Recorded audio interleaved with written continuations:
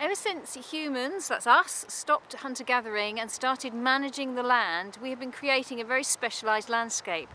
And over hundreds and even thousands of years, wildlife has evolved to live in that landscape. In the last 70 years, this has changed. We have started intensively managing our agricultural land, and this is not so good for wildlife. What we end up with is deserts, as in the field behind me, and over large areas of our land, and then the fringes become abandoned, and so nothing is particularly suitable for the wildlife which has been here for thousands of years. Improved land is generally pretty species poor in terms of insects and the plants that are in it, and the abandoned land can soon revert to scrub, so neither of those is particularly beneficial to wildlife. The abandoned land can soon become impassable, making it difficult for locals and tourists to get through and enjoy. So people can manage these habitats through intervention using machinery, but what we want to do in PONT is to use grazing as a more sustainable way of creating better habitat for a range of species. This is good for habitats and wildlife, it's good for farming, and it's good for tourism and creates a beautiful countryside. PONT is the Welsh for bridge and is an acronym for Pori Natur Thriftadaeth, Grazing, Nature and Heritage. Our aim is to build bridges to help nature and improve landscapes. Here we are at this wonderful hay meadow, Plasnewydd, bursting with all sorts of beautiful plants and orchids, which in turn supports all sorts of different insects. It's brilliant for nature and a great spectacle for people to enjoy. Through PONT we've provided advice on a grazing regime throughout the year which helps achieve this fantastic result. We've also advised on hay meadow restoration as well. What we're doing here today is holding a bit of an open day, helping people to explore and understand the hay meadow. We've explained the importance of parasitic plants such as hay rattle and eyebright, and we've also shown people the wonderful butterfly orchids. And we've even shown people how to use a scythe to harvest their hay meadow. These cattle are browsing and grazing on the North Wales Wildlife Trust Reserve at Corsgorch. You can see that they're chewing away on the bushes and the scrub and munching away at the tussocks. They're not selective, they don't choose to eat flowers, so that means that they can leave a really varied habitat behind them. The other thing the cattle are really good at is just leaving behind some footprints and lightly poaching the area, and that opens up the ground so that plants can seed. Here you can see a hoof print from a cow where it's turned over the soil, and around it are some of the plants which will benefit from the bare ground. So we have bog bean here, this is St John's work, and here's some of the mint. This is an example of a part of the fen which the cattle have grazed really well. So you can see that there are areas of short vegetation with the bog bean, and then there are tussocks of meadow sweet and sweet gale and rushes, black bog rush, and behind us an open pool area. We're just about to go down to Bodio Farm, which is part of the Anglesey local grazing scheme. A local grazing scheme is where organisations get together and work with farmers to get land of wildlife value grazed across an area such as Anglesey. Helo, enw fi ydi Frank Roberts, dwi wedi bod yn ffarmio fyma ers 30 mlynedd. A da ni wedi dechrau efo farm shop, ond nath ni ddechrau trwy PONT, hw nath gael chill room unig a cutting room. A o fanna da ni wedi mynd I farm shop, a mae'r beef yn weld yn mynd I lawr y lôn yn neis iawn. Da ni wedi pigo y bryd yma pan mae yna gig gwyn neis yn rhedeg trwy'r cig coch. Mae fatha marbling arno fo. Mae'r pobl yn mwynhau o'n ofnadwy, maen nhw'n dod yn dôl o hyd. Mae'n neis gweld yr anifal wedi cael ei geni yma, cael ei ddarfod yma, a pobl yn mwynhau o, a cael clywed gyn nhw hefyd. So dwi'n gweld yr llun I gyd. We've got Holyhead Mountain up there, and over to the right is Holyhead and Holyhead Harbour, and we're stood in Breakwater Country Park.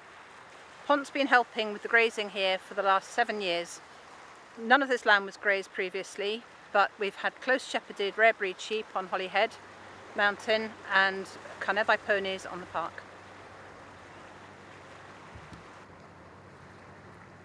The ponies have done a wonderful job here at grazing this coastal heathland and coastal grassland, and this is a fantastic area for these habitats. So behind me you can see the purple of the common heather and bell heather, which is characteristic of the heath here, and here you've got this lovely grassland with eyebright, cat's ear and pettywin. And these grasslands and heathlands are also really important for species like chough, which feed in the short turf which is created by the ponies, and also the silver-studded blue butterfly, which likes short areas as well. Here we have a little plant called adder's tongue. It's actually a fern, and it's a speciality of this site. It's a plant which is very sensitive to grazing, so we have to get the balance of grazing right here. Too many horses, too much grazing, and they could actually eat all of it. Too little and it could be swamped by other vegetation. But at the moment the grazing which is being done through the Conedde ponies seems to be just right for this plant. Here I am on the rocky coast, part of the Holyhead Breakwater Country Park. This is a very special place. This is a triple SI, it's a very well protected place. The grazing project with the ponies enhances this very special coastline. We have lots and lots of visitors each year, and a lot of the visitors also bring their dogs. Everything is so compatible.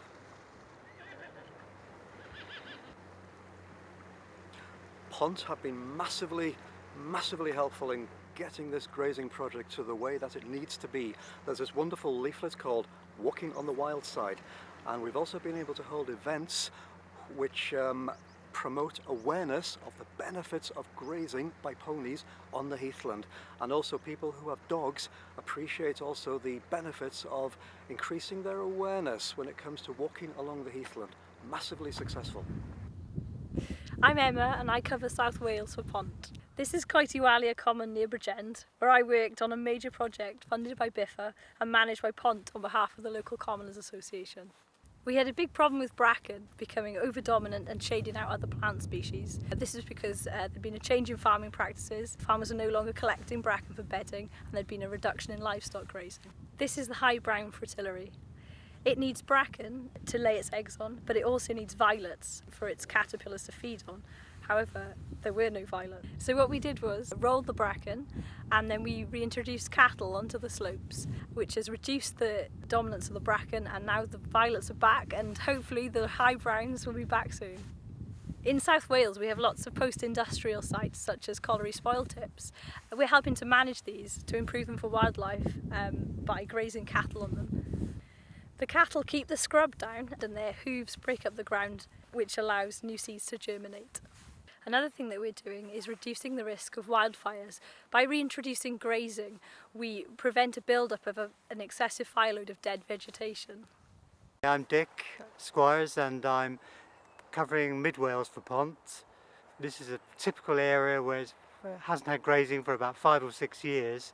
You can see the way the bramble is spreading slowly over the grassland, and also the fact that there are saplings coming in, there's willows and ashes, and very slowly this area of open grassland with some very interesting fen and grassland plants is slowly being lost.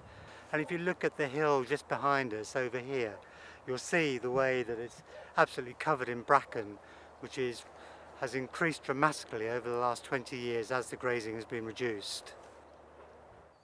We're standing at the moment in one of these areas which is in the kind of condition that we're trying to achieve. If you look around you, you'll see that the vegetation is a lot shorter, and it's been maintained by a combination of appropriate pony grazing during the summer, and also together with some backup mechanised cutting. And it's very important, of course, to have the combination of the two, because there's some areas where you find that grazing animals don't venture into, and you need to open up these areas to make them more friendly for grazing animals. If you look behind me, you'll see some of the typical flowers that we're trying to encourage. Species like the bird's-foot trefoil and the red bartsia. Just look at the way that livestock have kept this superb little drinking area open. If this was left, it would become completely covered by typho, which is coming in behind. You look down here at this very important habitat of bare mud and shallow water. And if you look inside the water, look down through, you'll see there's an abundance of tadpoles and newts. Areas like this are so uncommon within a lot of these sites because they're becoming completely grown over. Conservation grazing is a win-win for farming, for wildlife and for people's enjoyment of the countryside. If you want to know more about PONT and grazing, you can contact us through our website, which is www.pontcymru.org. We have staff on the ground in North, Mid and South Wales, and we have resources on the website.